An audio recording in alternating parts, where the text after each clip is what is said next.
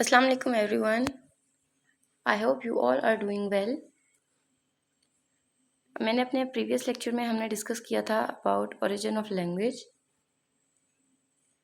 In today's lecture we are going to study speech versus writing. और इस topic में हम फर्दर डिस्कस करेंगे about primacy of speech and speech versus writing. So let's start. Primacy of speech. First of all, we all must know what is primacy. So primacy means importance or the thing that comes first in importance. Spoken language has given primary importance. Spoken language को हमेशा primary importance दी जाती है. इसकी वजह क्या है? इसकी वजह ये है कि आज तक कोई भी ऐसी कम्युनिटी नहीं है या कोई भी ऐसी सोसाइटी नहीं है इस वर्ल्ड में जहाँ पर स्पीच यूज़ ना हुई हो. राइटिंग का प्रोसेस तो बहुत बाद में जाके स्टार्ट हुआ था, लेकिन इंसान के दुनिया में आने के बाद स्पीच उसने स्टार्ट कर दी थी. Primary way through which linguistic information is communicated between people. Speech क्या है? Speech is a primary way to through which linguistic information is communicated between people.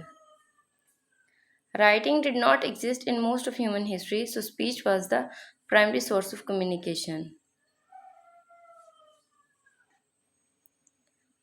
आज के दौर में भी अगर देखा जाए तो बहुत सारी लैंग्वेजेस ऐसी हैं जो कि अनरिटन है, लेकिन कोई भी ऐसी कम्युनिटी या सोसाइटी नहीं है जहाँ पर लैंग्वेज बोली ना जाती हो.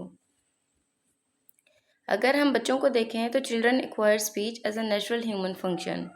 बच्चे अपनी पैदाइश के पहले 2 साल के अंदर लैंग्वेज सीख लेते हैं, क्योंकि ये माना जाता है कि उनके ब्रेन में ऐसा सिस्टम होता है जो लैंग्वेज को डेवलप करता है, जिसके थ्रू वो लैंग्वेज को एक्वायर कर लेते हैं. इसीलिए स्पीच को प्राइमरी इम्पोर्टेंस दी जाती है. स्पीच और राइटिंग के बीच में क्या डिफरेंस है? तो स्पीच जो होती है वो स्पोकन और हर्ड होती है. अब हम स्पीच को बोलते हैं और सुनते हैं, जबकि राइटिंग जो होती है वो रिटन फॉर्म में होती है हमेशा, और हम उसको रीड कर सकते हैं. Speech goes back to human beginnings. जब इंसान ज़मीन पर आया, दुनिया में आया, उस वक्त से स्पीच जो है उसने बोलना शुरू कर दी, उसने लैंग्वेज एक्वायर कर ली. लेकिन जो राइटिंग है वो उसके बहुत बाद में इंसान ने लिखना शुरू किया. कहा जाता है कि सुमेरियंस ने, जो कि मेसोपोटामिया के हदूद में थे, उन्होंने अराउंड 3200 BC राइटिंग उस टाइम से स्टार्ट की थी. Children start to speak during the first 2 years of their life. लेकिन जो राइटिंग है वो हमेशा लर्न करने के बाद स्टार्ट करते हैं. बच्चे पहले हमेशा बोलना शुरू करते हैं और उसके बाद वो लिखने का प्रोसेस स्टार्ट करते हैं. स्पीच में और राइटिंग में एक और फ़र्क ये भी है कि स्पीच जो होती है वो परमानेंट नहीं होती, उसको हम प्रिजर्व नहीं कर सकते. Speech could not be recorded. आज के दौर में तो खैर रिकॉर्डर आ गए हैं, लेकिन जिस वक्त तक रिकॉर्डर नहीं थे तब तक स्पीच को रिकॉर्ड नहीं किया जा सकता था. लेकिन राइटिंग जो है वो हमेशा प्रिजर्व फॉर्म में हमें मिल सकती है. हमारे पास बुक्स की फॉर्म में होती है, लाइब्रेरीज़ में जाके देख सकते हैं, हमारे पास हिस्ट्रीज़ की फॉर्म में है, एट्सेट्रा. स्पीच जो होती है वो हमेशा फॉर्मल भी हो सकती है और कैजुअल भी हो सकती है, लेकिन राइटिंग जो होती है वो हमेशा फॉर्मल स्टाइल के साथ ही एसोसिएट करती है.